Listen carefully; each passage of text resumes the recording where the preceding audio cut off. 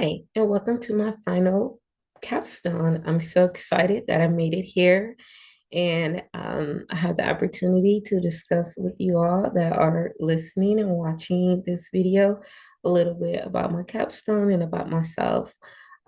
So I chose to do my capstone on single mothers living in Orange County and also families in Orange County with a focus on housing and food insecurities. The reason why I chose to focus my capstone on these two topics, primarily first, it's because I am a single mother myself, and I have experienced housing insecurity. And at times, I felt like I've experienced food insecurities. I talk a little bit about the difference in my work because some people believe that food insecurities can just mean that you don't have food and you're starving. However, that's a common misconception, and I also dive deep into that as well. So, first off, um, I got my undergrad at ASU, and during that time, I was living with my ex. He moved out, and so I've been trying to afford to live on my own, which is very expensive with two children. I have both of my kids full time. So I started working with my women's and gender studies degree for a nonprofit based here in Orange County. And what I did was I housed homeless people and homeless families, which was very difficult, but I did connect them with housing resources.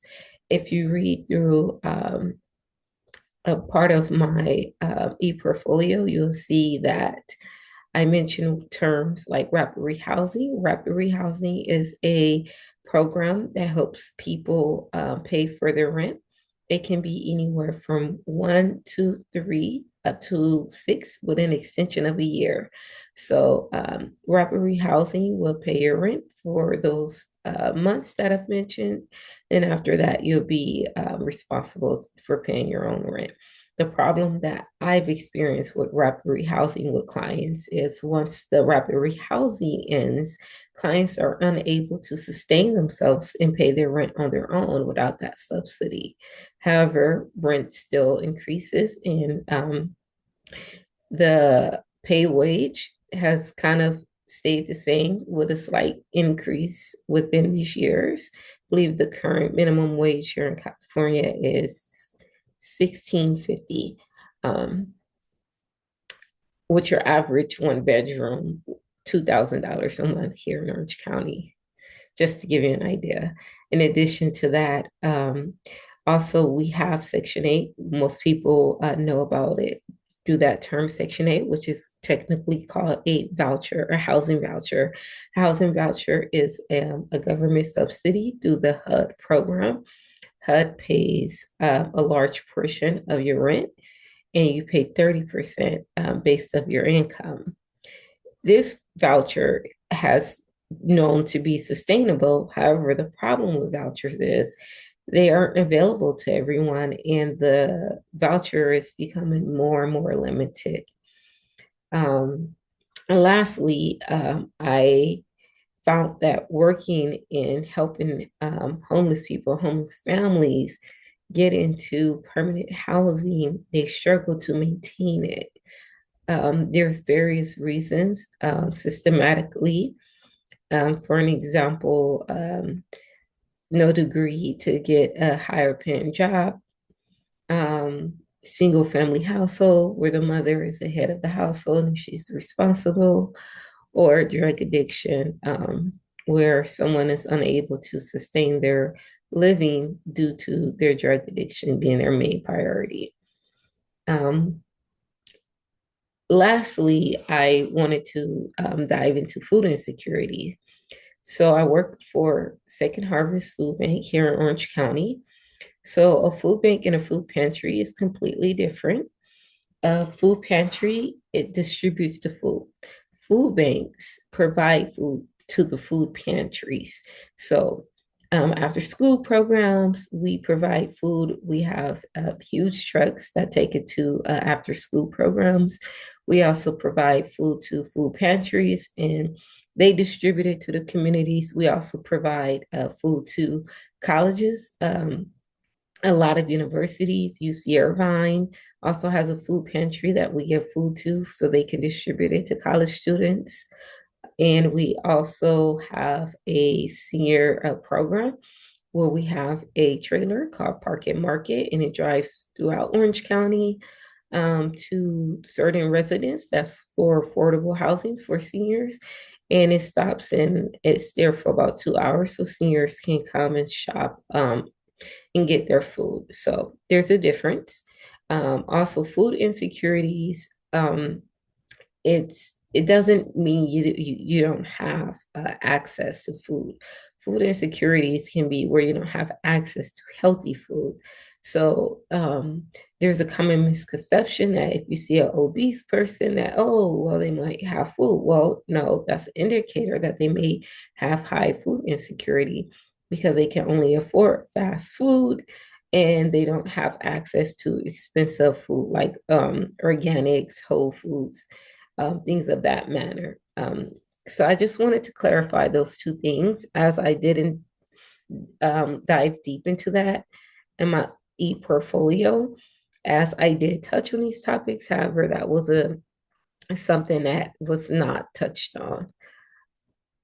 Lastly, I just wanted to talk about the single mothers and how bad and how hard it is to raise your children on your own income. So I use myself as an example. I am an educated African American woman, right? So those are my intersections. I'm African American and I'm a single mother, but I also have a degree. So that makes me, puts me a little bit, gives me a little bit of leverage, not that much. Um, I live in Orange County, so my children have access to great education. The public school system is great here. However, again, it's expensive. So from just living on my own, I feel like I struggle to maintain to buy food. Food is expensive. If I wanted to even choose to have an organic diet, that's impossible for me, right? And so if I have all of these different intersections, I think about the women who may not have a degree and may not have an opportunity to go to school, or maybe they lack resources to get out of the situation that they're in. I've worked with plenty of women at my prior job where worked with women in transitional housing. They stayed in the program for 6 months. They did not have to pay rent. However, when it was time for them to leave the program, they found it nearly impossible to find a sustainable home because the requirements, the credit, was another issue, another intersection for these women. We talk about credit and financial literacy. That was something that definitely impacted their ability. Many of them had prior evictions due to um, financial, just not having money. We'll try to connect them to housing resources, but again, housing resources have been really limited. So these are just several things that my e-portfolio touches on, and I hope you enjoy it and check out the resource page. There's a lot of links to a lot of nonprofits that you can either click on, and if you have time to volunteer or time to just become familiar with the different works that's going on and find out how you can get involved, or if you can donate, that will also be great. My goal after completing my master's is I would like to become a lecturer professor online, being that I am a program supervisor right now at Second Harvest Food Bank, and this is something that I intend to continue to do. I love my work. However, it does not pay me enough money to survive and take care of two children. So I'm also passionate as well about teaching, and I would like to really be able to have that opportunity to go more into details about intersectionality and single mothers and different frameworks is something I look forward to. So I hope you enjoy my video. Take a look around, learn more about me on my page, um, read about some statistics. And yeah, thank you so much for tuning in, and see you in the future if I do. Ciao.